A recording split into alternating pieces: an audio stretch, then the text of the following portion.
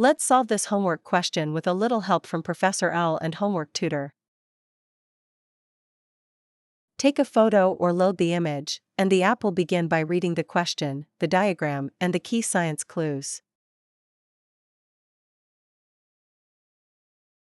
Use the editor to remove anything that is not relevant to the question you want to understand. Here, the student can quickly check that the whole illustration and its old caption are included before the app starts analyzing it. Now click the Analyze button. The analysis starts, and we just need to wait a short time to get the analysis. The analysis is ready. The app recognizes this as a history interpretation task, based on an old German source, and gives a short summary of what the picture is teaching through its labels and figures. The same solution text is about to switch language. On screen we begin in English, then change to Japanese, and the narration matches whichever language is visible. You can listen to all the details in both languages. Interpret a historical picture by using its caption and labels to understand the ideas it represents.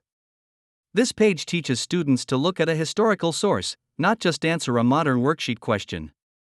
The old-style language and the labeled figures work together, so the learner practices noticing who is shown and what words are attached to the figures. And here is the second language. The spoken voice will now match the language visible on screen. これは歴史的な絵をキャプションやラベルを手がかりに読み解く問題です。ページにある人物や言葉を見比べることで、その時代に伝えたかった考えを理解できます。ラベルのついた語句は、絵の意味を読み取るための重要な手がかりです。What works well here is the structure. The app first classifies the source, then points to evidence in the caption and labels, and finally turns that into a short answer a student could reuse in class. It helps the learner move from observation to interpretation instead of just guessing.